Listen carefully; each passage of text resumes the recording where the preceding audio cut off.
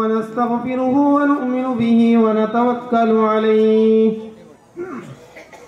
ونعوذ بالله من شرور أنفسنا ومن سيئات أعمالنا من يهد الله فلا مضل له ومن يضلله فلا هادي له ونشهد أن لا إله إلا الله وحده لا شريك له ونشهد أن سيدنا ومولانا محمدا عبده ورسوله صلى الله تعالى عليه وعلى آله وأصحابه وبارك وسلم تسليما كثيرا كثيرا.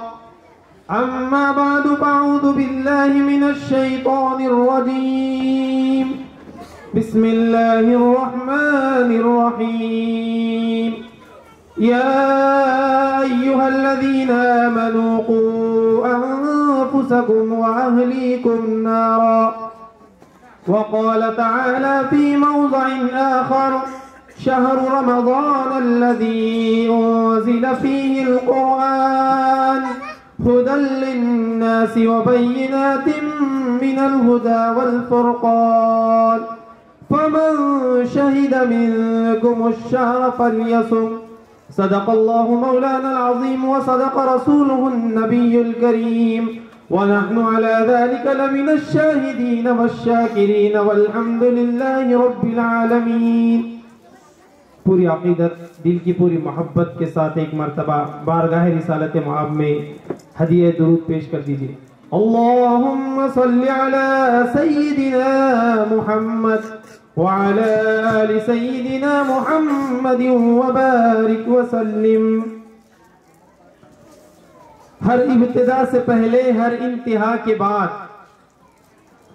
हर इब्तिदा से पहले हर इंतहा के बाद ज़ाते नबी बुलंद है ज़ाते खुदा के बाद। दुनिया में एहतराम के काबिल है जितने लोग, मैं सबको मानता हूँ मगर मुस्तफ़ा के बाद सल्लल्लाहु अलैहि वसल्लम। आज के इस अज़ीमुश्शान इजलास के सदर मोहतरम, मुअज़्ज़ज़ उलमा इकराम, अजीज दोस्तों और बुजुर्गों और पर्दा नशीन माँ और बहनों, सबसे पहले तो दिल की गहराइयों से मुबारकबाद आज के मकतब के इस प्रोग्राम के लिए। और यकीन मानिए इस तरह के जो प्रोग्राम होते हैं तो वो बिल्कुल दिल के अंदर तक अपना असर छोड़ते हैं।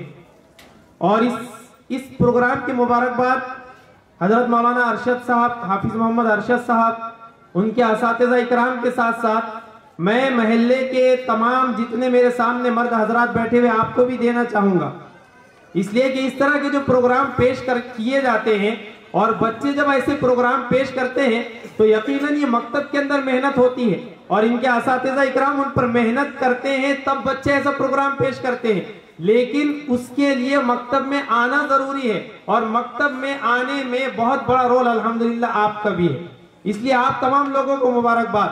और आपसे ज्यादा नाराज मत होइए, आपसे ज्यादा मुबारकबाद उन खवातीन को जो हम सबकी तो नहीं लेकिन हमारी मेरी दाहिनी जानी बैठे हुए हैं और कुछ हमारे उलमा इकराम की पुश्त पनाही कर रही है, तो उन खवातीन को भी बहुत बहुत मुबारकबाद कि अल्लाह ताला उनकी मेहनतों को भी कबूल फरमाए। आजकल ऐसा ट्रेंड चल रहा है कि काम कोई और करता है और क्रेडिट कोई और ले जाता है। दोस्त आते बड़ा जबरदस्त दावत दिया, तूने बहुत अच्छा खाना बना, निकल के चले गए। बेचारे जिन्होंने जो है तो पंखा बंद करके आधा पौन घंटा किचन के अंदर वो खाना बनाया और वो मेहनत की, उनको कभी क्रेडिट जाता ही नहीं। अगर होटल वगैरह में से खाकर आ जाए तो जानबूझकर जलाने के लिए घरों पर सुनाते ऐसा खाना था वैसा खाना था। बहुत सारे ऐसे वाकयात हुए, बाद में पता चला कि उसके बाद कोई कारगुजारी सुनाने के काबिल ही नहीं बचे जब ये बताया कि ऐसा था वैसा था। 10-12 साल हो गए शादी के, कभी घर पर तो नहीं बताया कि अच्छा खाना बना था, अच्छा होटल का इतना अच्छा था। तो हालात ऐसे बना दिए जाते हैं कि जो क्रेडिट लेने वाला होता है असल में मतलब वो अपने तरफ ही ले जाता है जो असल मुस्तहिक होते। इसलिए मैं कहूंगा कि असातिज़ा इकराम को जितनी मुबारकबाद और मर्दों को जितनी, तो मर्दों से ज्यादा खवातीन को, क्योंकि जो बच्चे मकतब में आते हैं अल्हम्दुलिल्लाह, अगर आप शहर का जायजा लेंगे या जहां जहां मकातिब चल रहे, अगर आप देखेंगे कि वहां के मकातिब अगर मुनज़्ज़म है और वहां के मकातिब बहुत अच्छा रिजल्ट पेश कर रहे हैं, तो उसमें एक बहुत बड़ा रोल जो है तो घर की माँ और बहनों का होता है। इसलिए पर्दे के पीछे जो खवातीन बैठी है, मैं उनको भी बहुत मुबारकबाद देता हूं कि आपने जो है तो मकतब की तरफ तवज्जो की। बोलने की जरूरत नहीं है, बच्चों का प्रोग्राम बता रहा है कि खवातीन की कितनी तवज्जो है मकतब के ऊपर। और मैं कहता हूं कि सारे मकातिब के अंदर खवातीन को जाकर ये बोलना चाहिए कि बच्चे के बाप के ऊपर जितना ध्यान है, अगर उससे आधा भी अगर बच्चे के ऊपर रहेगा तो माशाल्लाह बच्चा बहुत आगे जा सकता है। लेकिन आमतौर से ऐसा देखा जाता है कि बच्चे पर कम, बच्चे के बाप पर ध्यान ज्यादा होता है, जिसकी वजह से जो काम होना चाहिए वो हो नहीं पाता। लेकिन अल्लाह ताला जज़ाए खैर दे इस इलाके की खवातीन को कि माशाअल्लाह उनका दोनों पर ध्यान बराबर है, जिसका अल्हम्दुलिल्लाह आज हमको नजारा देखने को मिल रहा है। तो अल्लाह ताला आपको भी बहुत बहुत मुबारकबाद और जज़ाए खैर अता फरमाए। और इसके साथ साथ अभी मैं सामने कुर्सी पर बैठा हुआ था, इससे पहले माशाअल्लाह बोलना पड़ेगा, अल्लाह ताला नजर बस से बचाए इस मकतब को। ये कदीम जालना, नया जालना, अल्लाह तबारक व तआला ने एक ऐसा इलाका बनाया हमारे जालना शहर को कि अगर जालना शहर के कुछ मकातिब अगर गिने जाए, कदीम जालना की भी और नए जालना की, तो कुछ मकातिब ऐसे है कि टॉप 10 अगर बनाए जाए तो उसमें कुछ मकातिब का नाम आता है। और कुछ मकतब तो ऐसे है कि उनका प्रोग्राम इतना जबरदस्त होता है कि बहुत सारे उलमा इकराम, जिसमें मैं भी शामिल हूँ, और हो सकता है मेरे बहुत सारे साथी इससे इत्तेफाक करेंगे। अभी हम बैठकर प्रोग्राम सुन रहे थे तो मेरे रफीक मोहतरम से गुफ्तगू हो रही थी, तो उन्होंने मेरे कान में ये कहा कि मैं तो अक्सा मस्जिद के प्रोग्राम में सिर्फ इसलिए शिरकत करता हूं कि मुझे कुछ ना कुछ सीखने का मौका मिल जाए। ये बहुत बड़ी बात है, ये बहुत बड़ी बात है। अल्लाह तबारक व तआला आपके मकतब को नजर बस से बचाए और इस मकतब को यहाँ तक पहुंचाने में जितने लोगों ने मेहनत की है, अल्लाह ताला तमाम की मेहनतों को कबूल फरमाए। ये बहुत बड़ी बात है, दिल से कह रहा हूं मैं। ऐसे प्रोग्राम बहुत कम देखने को मिलते। नए जालना के अंदर भी जो चंद मकातिब है उसमें से अक्सा मस्जिद का जो मकतब है, इसके नामों में अगर आप देखेंगे मकतब का नाम, मस्जिद का नाम, आपके महल्ले का नाम, तो ये तमाम नामों से एक अलग अलग चीजें झलकती है। अगर आप विरासतुल अंबिया जो अगर नाम देखेंगे तो आपने कभी इस गहराई में जाकर गौर किया कि हाफिज अरशद साहब ने इस मकतब का नाम विरासतुल अंबिया क्यों रखा? सरकार दो आलम सल्लल्लाहु अलैहि वसल्लम ने हदीस के अंदर इरशाद फरमाया, अल उलमा वरसतुल अंबिया व इन्नल अंबिया लम युवरिसु दीनारन वला दिरहमा, कि उलमा ये अंबिया के वारिसीन है। गोया इस मकतब का नाम विरासत रखकर ये बता दिया कि हकीकत में अगर विरासत तकसीम होनी चाहिए या विरासत जानी चाहिए तो वो विरासत वो है जो अंबिया की है और इल्म की विरासत है। हकीकत में वो विरासत तकसीम होनी चाहिए। लेकिन अफसोस की बात है कि आजकल विरासत में दूसरी सारी विरासतें होती है और उसी में हमारे पास झगड़े होते हैं। अंबिया की विरासत तकसीम होती है। अभी तक तो हमने इसको इस्म बा मुसम्मा देखा है। इस्म बा मुसम्मा का मतलब होता है जैसा नाम वैसा काम। उसका मतलब बताना जरूरी, उलमा इकराम समझ गए इस्म बा मुसम्मा, वरना आप बोलेंगे कौन से मेडिकल की गोली, अभी तो यहाँ बालाजी नगर में कहीं भी नहीं मिलती। इस्म बा मुसम्मा का क्या मतलब, तो बताना जरूरी। इस्म बा मुसम्मा का मतलब जैसा नाम वैसा काम। तो अब तक तो अल्हम्दुलिल्लाह हमने यही महसूस किया है कि इस मकतब का जैसा नाम है वैसा काम है। अल्लाह ताला से दिल की गहराइयों से दुआ करते कि अल्लाह ताला इस मकतब को हमेशा ऐसी विरासतुल अंबिया नाम के साथ बाकी रखे और अल्लाह इसके फैज को आम और ताम फरमाए। उसके बाद अक्सा मस्जिद, आपके महल्ले की जो मस्जिद है उसका नाम अक्सा है। और ये अक्सा कोई मामूली नाम नहीं है। सुब्हानल्लज़ी अस्रा बिअब्दिही लैलन मिनल मस्जिदिल हरामी इलल मस्जिदिल अक्सा अल्लज़ी बारकना हौलहु लिनुरियहु मिन आयातिना इन्नहु हुवस समीउल बसीर।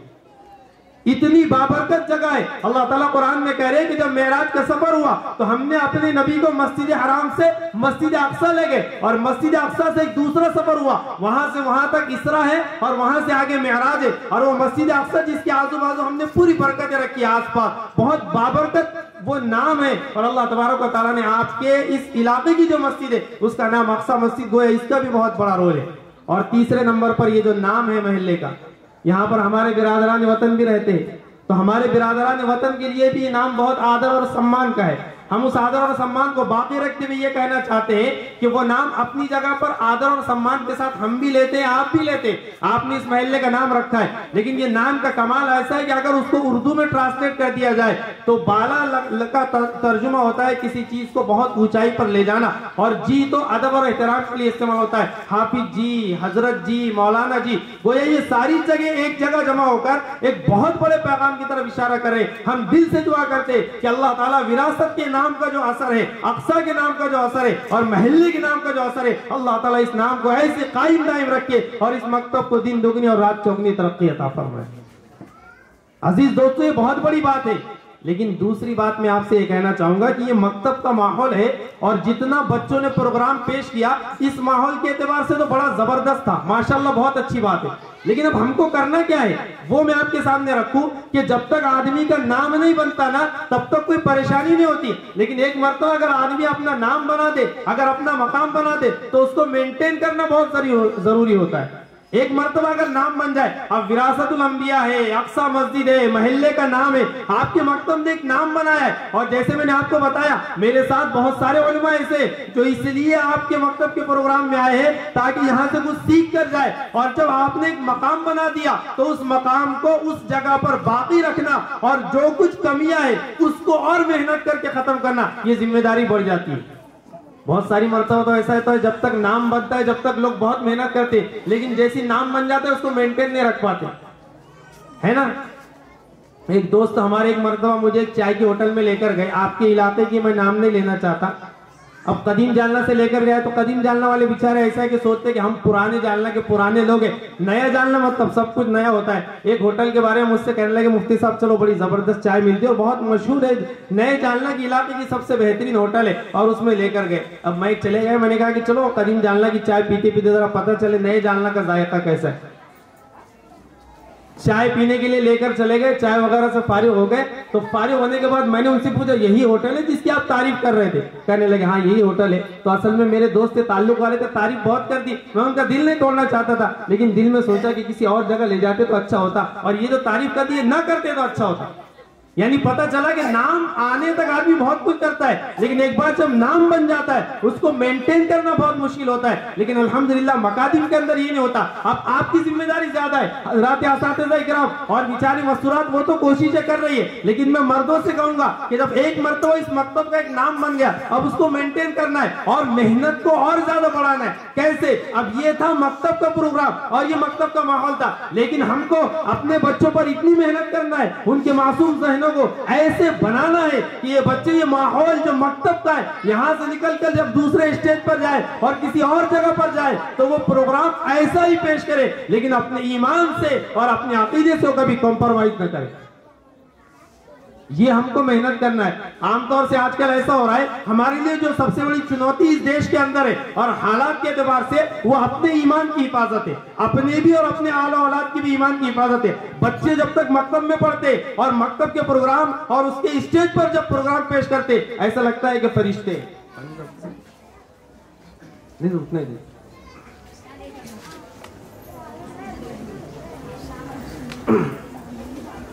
लेकिन ये बच्चे जब यहां से निकलते, असल यही काम है।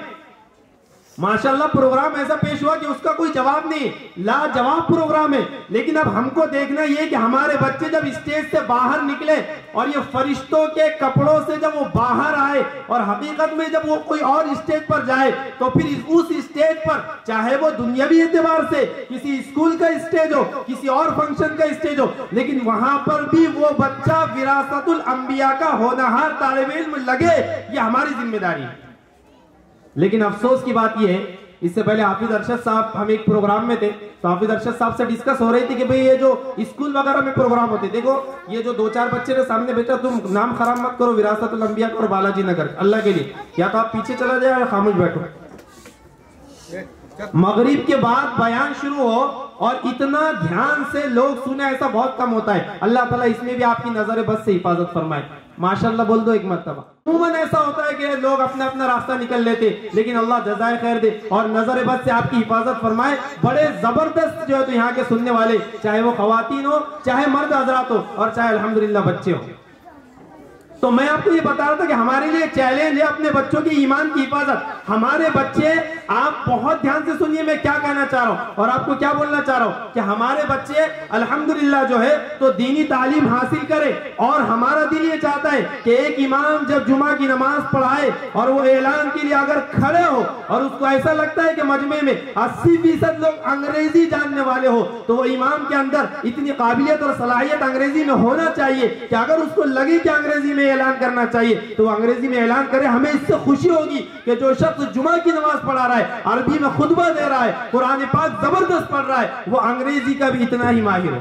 दुनियावी तालीम हमें हासिल कराना चाहिए, यह हमारी जिम्मेदारी है हालात के एतबार से। अरे कुरान करीम की जो आयत सबसे पहले मेरे नबी पर उतरी, कभी आपने बारीकी में जाकर इस आयत पे गौर नहीं किया? क्या फरमाया कुरान करीम की आयत में? इक़रा बिस्मि रब्बिकल्लज़ी खलक़, मेरे नबी को खिताब करके कहा गया और सिर्फ नबी को नहीं तमाम लोगों को कहा गया। और जरा देखिए ये वो कुरान है जो आज से 1400 साल पहले नाजिल हुआ, लेकिन हो सकता था 2023 में कोई एतराज करे, इसलिए कुरान करीम की आयत का अंदाज देखिए क्या फरमाया, इक़रा बिस्मि रब्बिकल्लज़ी खलक़। पढ़ो, क्या पढ़ो? साइंस पढ़ो, टेक्नोलॉजी पढ़ो, मेडिकल पढ़ो, एलएलबी पढ़ो, क्या पढ़ो? इसका जिक्र नहीं किया गया ताकि कहीं ऐसा ना हो कि अगर बता दिया जाता साइंस पढ़ लो तो लोग कहते कि साइंस का तस्करा कर दिया, बाकी चीजें छोड़ दी। अगर फुला निसाब बता दिया जाता सिलेबस तो दुनिया ये कहती कि ये तो फुला माहौल में चलता है, ये तो फुला इलाके में चलता है, अब आगे तो किसी और सिलेबस की जरूरत है। तुम्हारा कुरान ऐसा कैसा है? उसमें ये सिलेबस नहीं, लेकिन बता दिया कुरान करीम ने कि इक़रा, पढ़ो, जो जब जरूरी जैसा हो पढ़ो, बस एक बात ख्याल रखो, बिस्मि रब्बिकल्लज़ी खलक़, अपने रब के नाम को हमेशा याद रखो।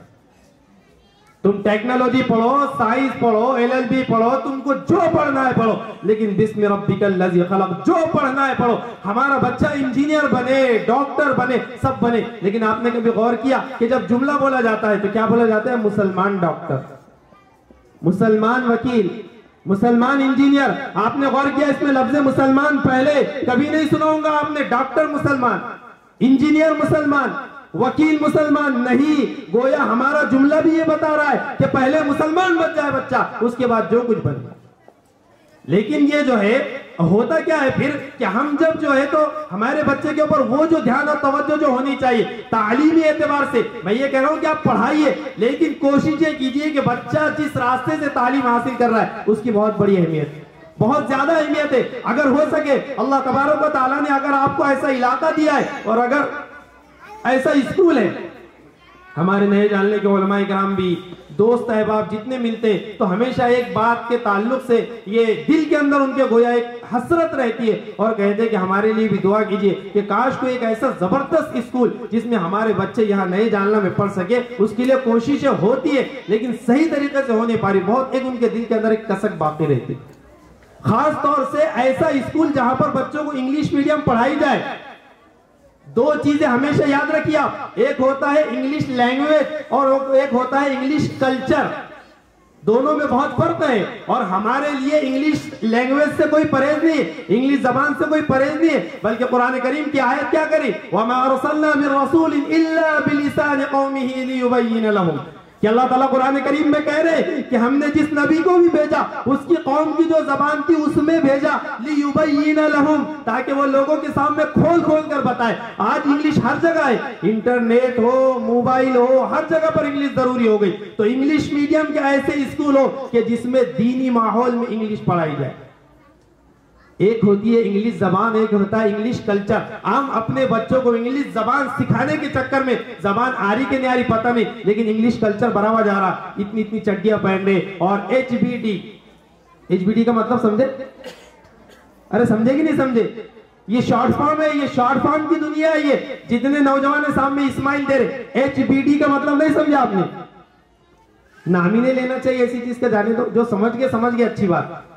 तो इंग्लिश मीडियम में जाने के बाद जो माहौल है, हमारी कोशिश होनी चाहिए कि बच्चा जबान सीखे, माहौल नहीं, वो कल्चर नहीं सीखना चाहिए। और उसको उससे बचाने के लिए हमारे पास इंग्लिश मीडियम के स्कूल होना चाहिए। आज जो है तो बच्चों के ईमान के ऊपर, तो मैं हाफिज साहब का तस्करा कर रहा था कि हम साथ में थे, तो हाफिज साहब ने मुझे एक बच्ची का, इजाजत है ना हाफिज साहब ये बोलने, हाफिज साहब ने मुझे एक बच्ची का फोटो बताया और फुला फुला क्लास नहीं बोलना चाहूंगा तो थोड़ा सा मामला, एक पता है कि फुला क्लास की पढ़ने वाली बच्ची है और मुझे देखकर यकीन नहीं हो रहा है कि मेरे मकतब मेरे मकतब जिसका मैंने तस्करा किया, विरासतुल अंबिया, अक्सा मस्जिद, बालाजी नगर, जहां की खवातीन इतनी मेहनत करने वाली हो, जहां के मर्द और नौजवान के अंदर अल्लाह ने इतना जज्बा दिया हो कि जो 2-2 ढाई घंटे खड़े होकर ये बता रहे कि दुनिया के लिए लोग खड़े होते होंगे, लेकिन विरासतुल अंबिया के प्रोग्राम में आकर देखो, यहाँ पर मकतब के प्रोग्राम में नौजवान 2-2 ढाई घंटे खड़े होते। वहां के प्रोग्राम की बच्ची का फोटो बताया, बोले मुफ्ती साहब इतना दिल दुखा, मुझे यकीन नहीं आ रहा कि ये मेरे मकतब की बच्ची।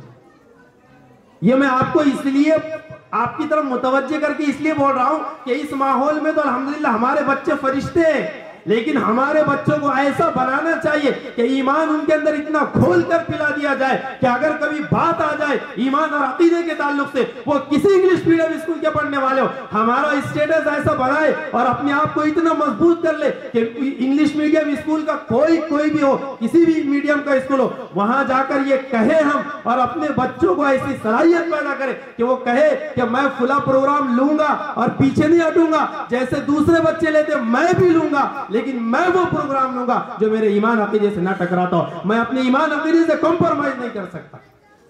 मेरा ईमान मेरे लिए सबसे बड़ी चीज है। दोस्तों बुजुर्ग, हम अपने बच्चों को जब ऐसा मजबूत बनाएंगे और जब उन पर मेहनत और कोशिश होगी, तो फिर आप महसूस करेंगे कि बच्चा इंग्लिश मीडियम स्कूल में पढ़ रहा है और बच्चा वहां पर प्रोग्राम भी पेश कर रहा है, लेकिन अल्हम्दुलिल्लाह उसके बाद भी वो मुसलमान है।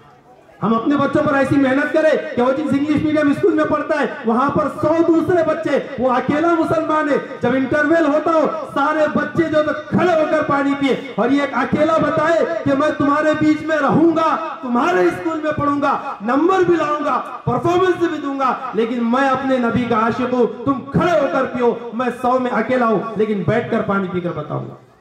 उसकी तरबियत बोले, उसके दिल के अंदर जो ईमान जो दाखिल कर दिया गया है। देखिए आज सबसे बड़ा चैलेंज ईमान को बचाने का है, सबसे बड़ा चैलेंज ईमान को बचाने का है, वरना हालात बदलेंगे तो अल्लामा का वो शेर याद आएगा, ऐ ला इलाह के वारिस बाकी नहीं है तुझ में, ऐ ला इलाह के वारिस बाकी नहीं है तुझ में, गुफ्तार दिल बराना किरदार काहिराना, तेरी निगाह से दिल सीनों में कांपते थे, खोया गया वो तेरा जज्बे कलंदरा।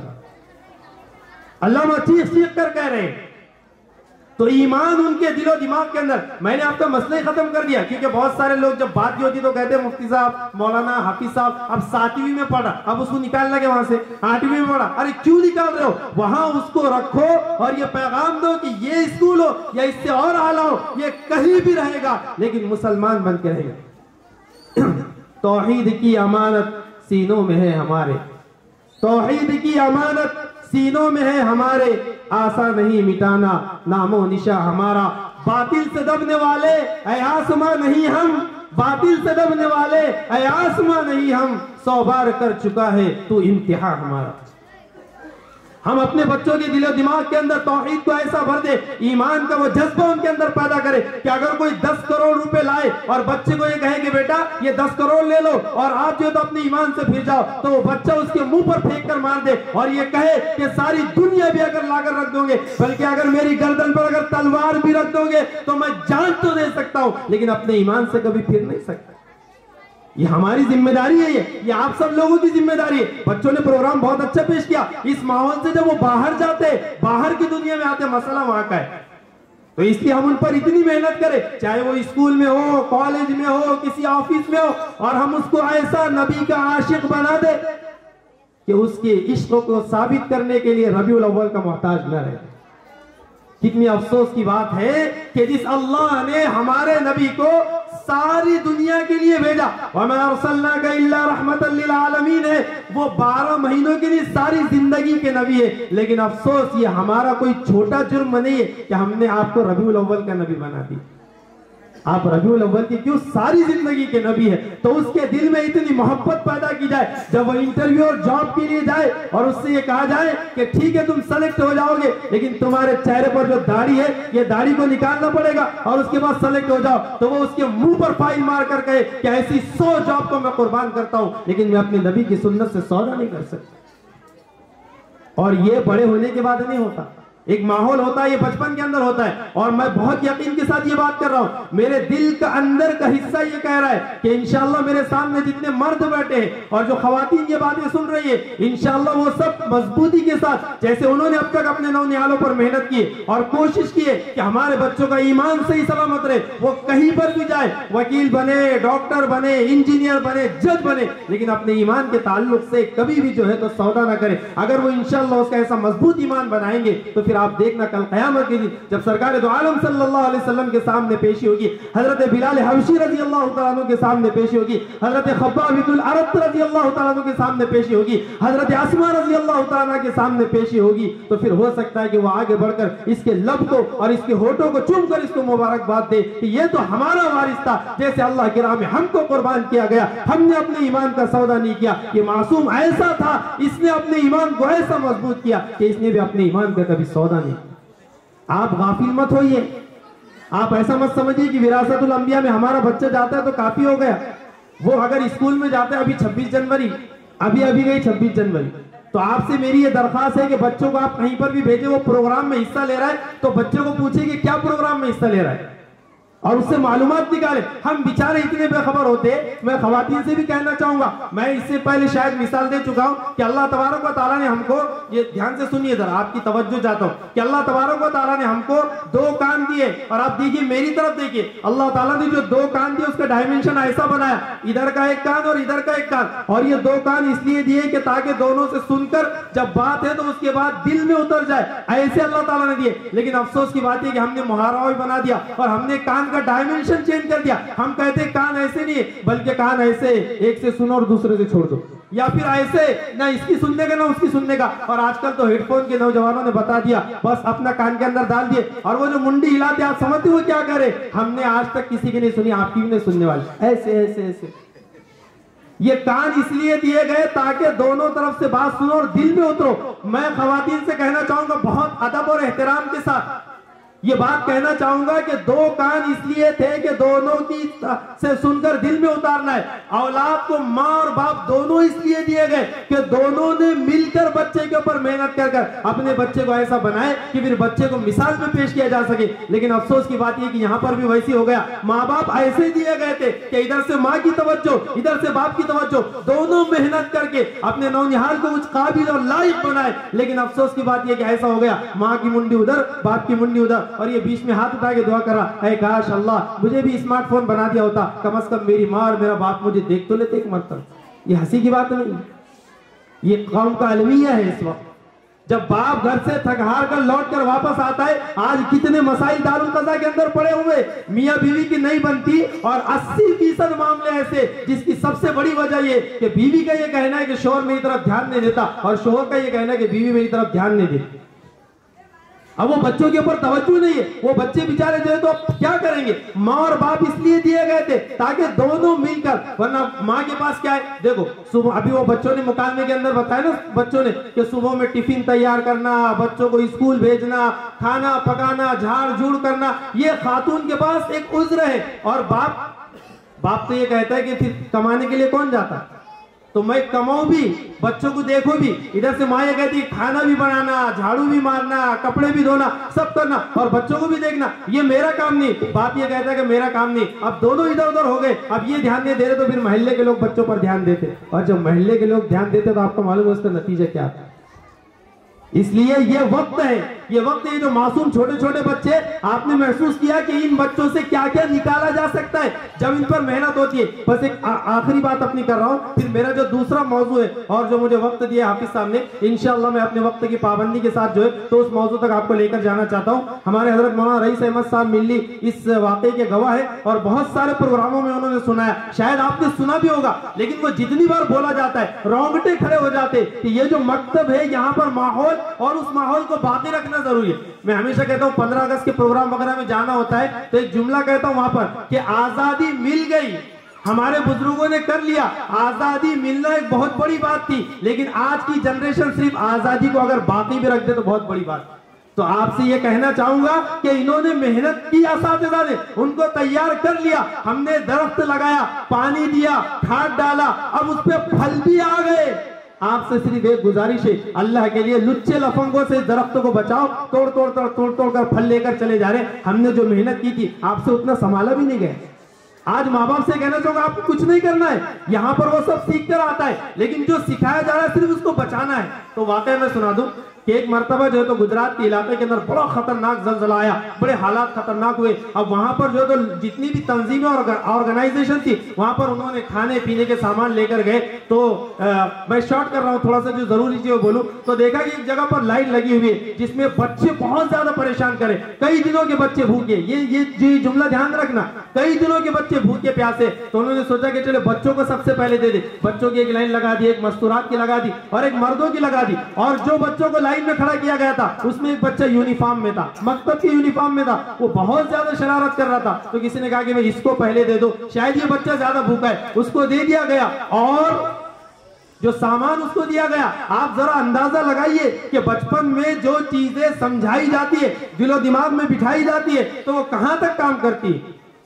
वो बच्चा इतने दिनों का भूखा प्यासा, वो सामान जब उसको दिया गया और वो जब ले जाकर वापस जाने लगा तो वो सामान जो तो हमारे बिरादरान वतन की किसी तंजीम की तरफ से दिया गया था, मुसलमानों की तंजीम की तरफ से नहीं। तो किसी ने जो है तो वापस बुलाया, 2-3 लोगों की आपस में बात हुई और वो बच्चे को वापस बुलाया गया। 8, 10, 12 पता नहीं कितने दिन का भूखा प्यासा बच्चा, और उसको बुलाकर कहा गया कि बेटा ये जो तुमको सामान दिया गया है तुमको और चाहिए कि 2 चाहिए। बच्चे ने कहा कि बिल्कुल चाहिए। तो कहा कि हम तुमको और देंगे, लेकिन बस इतना कहो कि ये सामान फुला ने दिया है। मैं इशारे में बात कर रहा हूं, अल्लाह का नाम न लेकर किसी और का नाम दिया गया। सोचिए जरा, वो बच्चा 10-12-10 साल उसकी उम्र है, उसकी भूख और प्यास। आज हमारा हाल ये कि हवा किसी और की रहती, लेकिन रात में जो तो 500 रुपए आ जाते, दूसरे दिन आंधी किसी और की चलती। हमारा ईमान इतना कमजोर हो गया, 500 रुपए में आप 5 साल के लिए बिक जाते। हमारी घर की जो है तो लड़कियां क्या वजह है, 20-20, 22-22, 25-25 साल तक मुसलमानों के घरों में रहने वाली, पुलिस स्टेशन में उसके बाप की आंखों से आंसू निकलते, उसकी माँ उसके सामने लजाजत करती है कि बेटी वापस आ जा, उसके साथ मत जा। लेकिन क्या बात है कि वो बच्ची वापस आने के लिए तैयार नहीं। ऐसा हमारा ईमान। सीखना चाहिए उस बच्चे से। जैसे उस बच्चे को ये कहा गया कि फुला का नाम लेकर बोलो कि उसने दिया, हम 2 देंगे, उस भूख के आलम ने उस बच्चे ने उतने बड़े आदमी के मुंह पर पैकेट फेंक कर मारा और कहा कि मुझे नहीं चाहिए आपका सामान। आप जो कह रहे उसने नहीं दिया, बल्कि हाफिज जी मकतब में बताया कि सब कुछ अल्लाह देते। ये होता है ईमान, ये होता है बच्चे का यकीन। इसलिए आप सब ये इरादा करो कि इंशाअल्लाह हम इतनी तो कोशिश करेंगे कि हम ईमान के साथ दुनिया में आए, चाहे कुछ भी हो जाए, हालात जैसे आए, हम इंशाअल्लाह ईमान के साथ दुनिया से जाने की कोशिश करेंगे इंशाअल्लाह। अरे अक्सा मस्जिद पे इंशाअल्लाह होना चाहिए, उधर से इंशाअल्लाह। यहाँ स्टेज तक आना चाहिए। इंशाअल्लाह की आवाज नहीं, इंशाअल्लाह जोर से बोलो। हाँ, मुझे तो लगा कि बोलने की जरूरत नहीं पड़ेगी। आपका जो इलाका है ना तो थोड़ा गांधीनगर के करीब भी आता है, तो जरा ऐसा लगना चाहिए ना, नाम का थोड़ा असर दिखना चाहिए। तो इंशाअल्लाह तो आप इतने धीरे से बोले, और एक बार इंशाअल्लाह बोलो। अल्लाह ताला कबूल फरमाए। अब दूसरा इसके साथ एक उन्वान है इस्तकबाल रमजान। अब इंशाअल्लाह मैं कोशिश कर रहा हूँ जितना भी वक्त बचा थोड़ा जल्दी। इस्तकबाल का मतलब होता है स्वागत करना। आपने देखा होगा इस्तकबाल का जो लफ्ज है सामने वाले के बदलने से बदल जाता है। कभी जो तो फूल देकर स्वागत होता है, कभी शाल देकर इस्तकबाल होता है, कभी कुछ देकर इस्तकबाल होता है, और कभी अल्फाज के जरिए इस्तकबाल होता है कि आप आए, हम आपका तहे दिल से इस्तकबाल करते हैं। अलग अलग होते हैं। अब रमजान के ताल्लुक से एक लफ्ज जोड़ा गया, इस्तकबाल रमजान। हाफिज साहब ने जो मुकालमा पेश किया, मैं कहता हूं कि मुझे शायद उस टॉपिक पर बोलने की जरूरत ही बाकी नहीं रखती, लेकिन चूंकि उनका हुक्म है तो मैं कोशिश कर रहा हूं कुछ बोलूं। इस्तकबाल रमजान का मतलब क्या है? क्या रमजान आने वाला है उसको हार पहनाया जाए, क्या शाल लेकर खड़े रहे? क्या है इस्तकबाल रमजान का मतलब? अजीज दोस्तों बुजुर्गों, बस एक बात कहना चाहूंगा, हम उम्मत का हाल ये बना है कि जिस चीज से जितना ज्यादा रोका जाता है उस चीज को उतना ज्यादा करने की कोशिश करते हैं, और जिस चीज के लिए करने को कहा जाता है उस चीज का करते नहीं। ये दीवार है, यहाँ पर आपको कुछ नजर नहीं आएगा। आप कल लिख कर लगा दो कचरा डालना मना है, कचरा कुंडी दिखेंगे आपको। यहाँ पर लिख कर लगा दो, तजुर्बा करो, यहाँ कचरा डालना मना है, आपको ढिगार नजर आ जाएंगे, गाड़ी खड़े नहीं रहेंगी। लेकिन जैसे आपने लिख दिया नो पार्किंग, दूसरे दिन से गाड़ी खड़ी नजर आएंगे। कहा गया था जन्नत में, ला तक़रबा हादिही शजरत फतकूना मिनज़ ज़ालिमीन, इस दरख्त के करीब मत जाना। हजरत आदम से भी कहा गया था, हजरत हव्वा से भी कहा गया था, लेकिन मस्तूरात का किरदार मतलब वहीं से शुरू हुआ। हजरत हव्वा और आदम से कुछ गुफ्तगू हुई और आखिर में जो है तो दरख्त की तरफ चले। ला तक़रबा हाज़ी शजरा। अब जितना जिस चीज से रोका जाता है उसकी तरफ उतना ज्यादा तवज्जो लेकर हम और ज्यादा आगे बढ़ते। अब इस्तक़बाल रमजान जो है, अल्लाह ताला जज़ाए खैर दे, हमारे हाफिज साहब को बहुत अच्छा किया कि रमजान के इस्तक़बाल का मतलब क्या है। इस्तक़बाल का मतलब जो है, और देखो हमारे अमल का कितना असर पड़ता है। मैंने बहुत एक बारीक जो तो ऑब्जर्वेशन किया, हो सकता है उलमा इकराम भी इस बारे में थोड़ा ये कहेंगे कि हाँ बिल्कुल सही बात है। आपने गौर किया होगा कि मुसलमानों का रमजान जब शुरू होता है, उसकी जब न्यूज आती है, हेडलाइन आती है, तो जो चीज तस्वीर में पेश की जाती है वो चीज ऐसी है कि जो रमजान के रोजे के खत्म के बाद जिसकी जरूरत है, लेकिन रोजा और रमजान शुरू हुआ तो उसकी तस्वीर दी जाती है और एक खजूर का फोटो आता है और नीचे आकर लिखा है मुसलमानों का रमजान पवित्र महीना शुरू हो गया। हमारी सोच का कितना असर पड़ता है। जो चीज रोजा खोलने के लिए इस्तेमाल होती है, रमजान आने के लिए उसको पेश किया जा रहा है। यानी खजूर गोया निशानी बन गई रमजान आने। हमारी क्या जिम्मेदारी थी, रमजान आने वाला है, हमारी जिम्मेदारी है कि रमजान के आने से पहले पहले अपने आप को, और ये जो है ना हमारे साथ कि बीवी 2 घंटे के लिए दूर रह सकती लेकिन ये 2 मिनट के लिए भी दूर नहीं रह सकता, तो हम अपने आप को और इसको दोनों को मुसलमान बनाए। समझ रहे आप, इस्तक़बाल रमजान में ये बात दाखिल है। इसको मुसलमान बनाने का मतलब समझते आप? अरे समझ रहे कि नहीं समझ रहे अक्सा मस्जिद वाले? इसको मुसलमान बनाने का मतलब ये है कि आप ऐसा मोबाइल रख दे और आपके 10 दोस्त आकर अगर देखना चाहे तो पासवर्ड ना हो और वो जहां जहां अंदर जाकर देखना चाहे वो देख सके। इसे कहते हैं मोबाइल का मुसलमान होना। वरना जैसे किसी ने हाथ में लिया तो किसी की आंखों का कुछ लॉक है, किसी के अंगूठे का लॉक है और पता नहीं काय का लॉक है, इतने लॉक, अल्लाह हिफाजत फरमाए। तो हम भी मुसलमान बन जाए। सारे नौजवानों से कहूंगा, मैं अपनी उस बात पर आता हूं जिस चीज से जितना रोका जाता है उतना हम बढ़ते। लॉकडाउन था तो सबको पहली सब में नमाज पढ़ने का शौक था, कोई गेट के ऊपर से आ रहा, कोई नीचे से आ रहा। उलमा इकराम को, इमाम को सबसे ज्यादा गालियां लोगों ने लॉकडाउन में दी। देखो बोले उनको कैसा आने दे रहे, हमको आने दे रहे बोले, तो इतना रोक रहे भाई मत आओ मत आओ मत आओ। तो कोई गेट में से आ गया, कोई किधर से आ गया। नमाज में इमाम साहब रुकू में चले गए, थप करके आवाज आई, पता चला कि एक नौजवान टपका गया। जब रोका जा रहा था भाई नहीं आना है, और जैसे ही लॉकडाउन खत्म हो गया अब बुलाया जा रहा है कि आओ आओ, तो हम आने के लिए तैयार हैं। तो इस्तक़बाल रमजान का मतलब है कि रमजान आने से पहले अपने आप को पूरी तरह से तैयार कर ले कि रमजान आएगा तो सबसे पहले वक्त हम कैसे गुजारेंगे। वक्त अल्लाह की बहुत बड़ी नियामत है और आपको भी याद होगा, मुझे भी याद है, हजरत हाफिज मोहम्मद अरशद साहब ने यहाँ पर एक जलसा लिए थे और उसका उन्वान था कि वक्त और सेहत अल्लाह की कितनी बड़ी नियामत है। और उसके बाद उन्होंने बताया कि हमारे महल्ले का माहौल बिल्कुल तब्दील हो गया और जो वक्त इधर उधर नौजवान जो सर्फ करते थे उससे उन्होंने तौबा कर ली और अल्हम्दुलिल्लाह फजूल वक्त नहीं जा रहा। आप अंदाजा लगाइए रमजानुल मुबारक में हमारा कितना वक्त फजूल जाता है। गर्मी का मौसम है, मस्जिद में कूलर लगा हुआ है और सारे नौजवान ग्रुप बनाकर जो है तो कूलर के सामने अपने अपने मोबाइल में मसरूफ है। मैंने कल परसों के दिन जुमा में कहा कि सहाबा इकराम में और हम में कितना फर्क हो गया कि सहाबा बाजार में रहकर भी मस्जिद का माहौल बना दिया करते थे और अफसोस कि आज हम मस्जिद में रहकर भी अल्लाह की इबादत से गाफिल। वो बाजार में रहकर अल्लाह को याद कर लेते थे। रमजान में आप देखो, इसके पैर उसकी छाती पे, उसके पैर इसके पेट पे, ये उधर 10-12 का हुजूम बना हुआ है और सब अपना अपना मोबाइल लेके कूलर की ठंडी हवा खा रहे। किसी के पास जो है तो कुरान खोलकर देखने का मौका नहीं। इसलिए अल्लाह के लिए नौजवानों से गुजारिश करूंगा कि रमजान के आने से पहले अपने मोबाइल को थोड़ा सा मुसलमान बना ले और जितने हमारे सोशल मीडिया अकाउंट है, फेसबुक है, व्हाट्सएप है और वो सस्ताग्राम है। सस्ताग्राम समझता है नहीं आपको? सस्ताग्राम भी है कि उसका ओरिजिनल नाम लेना भी दिल नहीं बोलता। ऐसे जितने भी हमारे और एप्लीकेशन है वो सारे के सारे, और फेसबुक बहुत सारे, तो वो सारे अकाउंट्स को 1 महीने के लिए जो है तो ऊपर भेज दे कि भैया जाओ, मैं भी जो है तो अब ऑफलाइन रहना चाहता हूँ। ऑनलाइन इतना रहा 5000 मेरे फॉलोअर्स है, इतने मेरे फ्रेंड्स है, लेकिन जब दवाखाने में था तो सिर्फ मेरा सगा भाई मेरे साथ खड़े हुआ था। तो पता चला कि ऑफलाइन में जो बात है वो ऑनलाइन में नहीं। तो अल्लाह के लिए जो है तो वक्त का सही इस्तेमाल, मोबाइल को जो है तो मुसलमान रखे रमजान मुबारक में, वक्त को सही इस्तेमाल करे। और रमजान में मैं तो कहता हूं कि अगर आपको आराम करना है तो फिर आराम ये सबसे बेहतर तरीका है अपने वक्त को सही गुजारने, क्योंकि अगर जागेंगे ना तो फिर ये सही तरीके से वक्त नहीं गुजरेगा। और एक दूसरी चीज, तरावी जब होती है तो तरावी में अल्लाह ताला हम सब की हिफाजत फरमाए। किस चीज का हम इंतजार कर रहे हैं?